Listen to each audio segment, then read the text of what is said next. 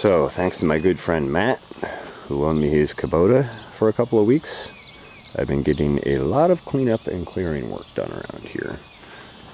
We'll just give you a real quick tour, and then I'll get a couple other shots from the tractor while I work today. You can see I cleared all the rose bushes out of here, exception of a couple patches which I'll square up shortly.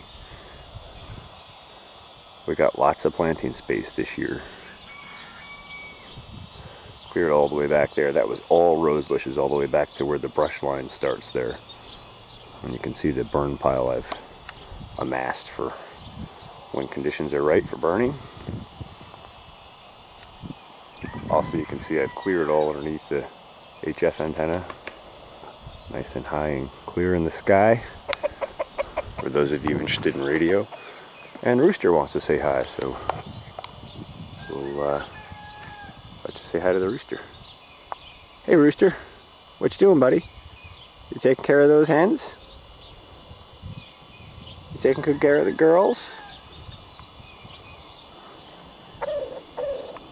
Yeah, you tell them. You tell them. So I guess we'll just go over here quick. Show you I cleared all this. Was all rose bushes too. As was all that. You may remember from previous videos. You may not have seen previous videos, I don't know. And all of that. And you can see I moved that one pile of soil. And it's going over there now. That's where the ram pump gravity feed storage tank will be. That's the highest point on the farm. And now it'll be about 4 or 5 foot higher than the highest point. So we get good gravity feed. Should be able to at least service water to the greenhouse with that. Alright. And also cleared out down this way. And there's actually a pond here that you'll be able to see part of the basin from here. But I cleared down to that too. My plan is to run the overflow from the ram pump down to this pond to keep this pond topped up.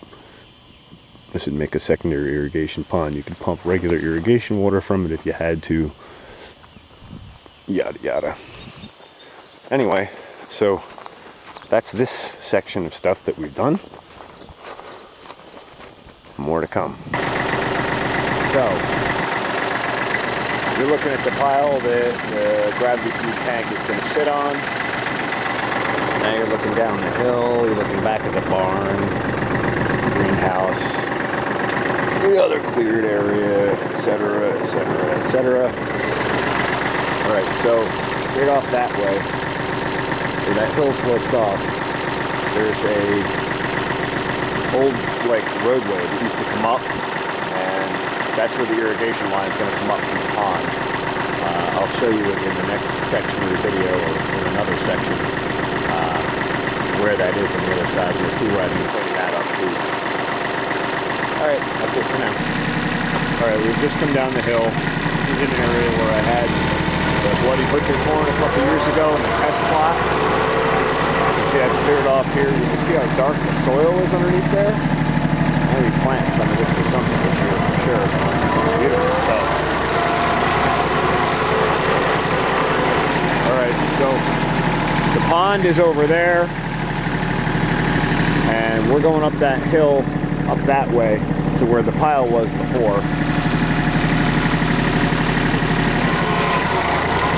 I'll show you where we've been working. We get a clear channel to bring irrigation line up to the standing gravity tank.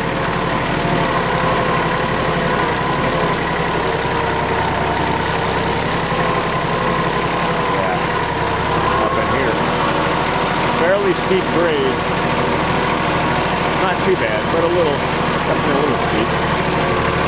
Anyway, been clearing up through here to run that irrigation line. I'll show you the pond work next. I gotta cut a couple of these trees out of the way. Well, there you go.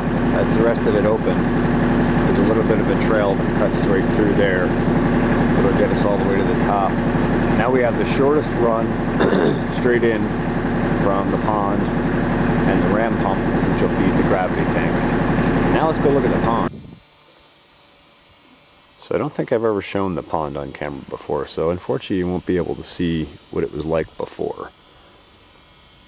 But suffice to say, all that brush on the far end, like that, right up close to the water, prickers, rose bushes, that kind of stuff, it was all the way around the entire pond. And you can see where I've gone along and scraped around. And you can see where I cut trees and kind of filled in across the dam to get over there with the tractor, because that dam was all washed out. So I had to dig it out, drain the pond all the way down, which also helps open up the spring veins, because it's a spring-fed pond, which is awesome. And then rebuild the dam, and I put in an overflow pipe so it doesn't wash out again. And now we have about 6 vertical foot of drop between the pond and the drop-off, which I'll show you in a minute. And that gives us enough to produce, let's see, about 60 psi in water pressure from a ram pump that'll get us all the way to the top of the hill. The top of the hill, way over there, up that channel, you can kind of see that I cleared. Let me stand up. Oh, you can see the channel I cleared now, right? It's about 35 feet from the pond to the top of that hill, 35 vertical feet. So that means our ram pump will produce almost double what we need in pressure to deliver water up top.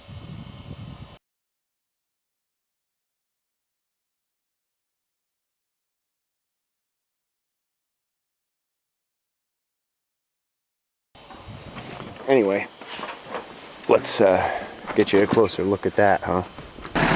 See where I had to pull fill out to fill in a couple of spots here? I'll show you as we go out of the pad here. Well, I obviously had to fill here. I also had to very carefully remove a barbed wire and mesh fence that was here, so I didn't get any flat tires on my friend's tractor. Flat tires are not a tractor's friend. You can see where I filled all this in. This was basically at the pond, where the pond level is now.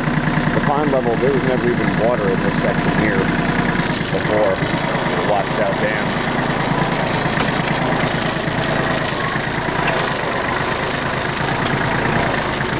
We'll go in and have a look here.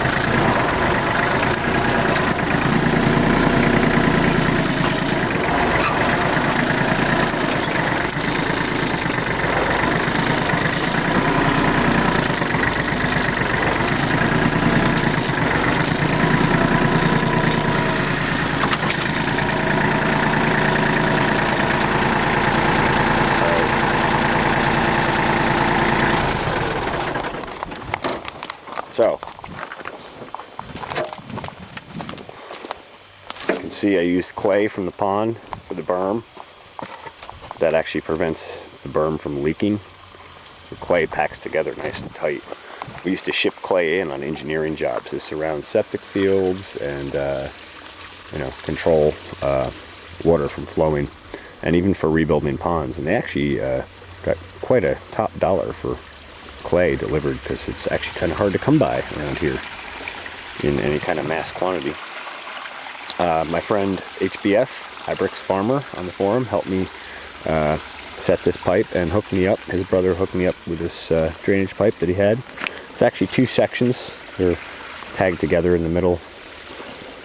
And now you can see I dug out a little bit around here. You can see how clean and pure that water is. It's really nice stuff. And we took a gallon per minute measurement. I took a gallon per minute measurement. And it looks like it produces about 20 gallons a minute out of the spring here, which is fantastic water flow.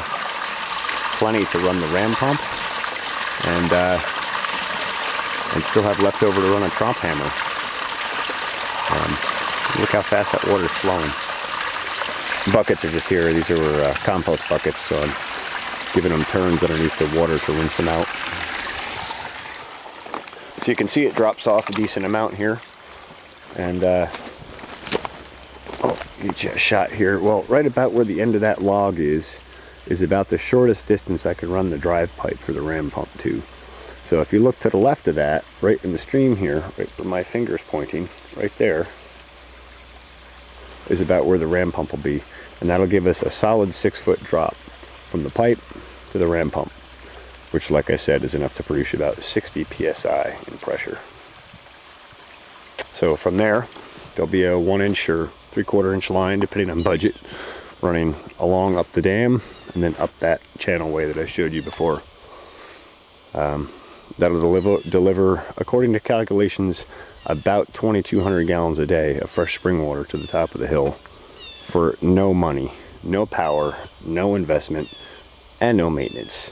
And yes, it'll run year-round because kinetic energy will keep it from freezing. So that's the project.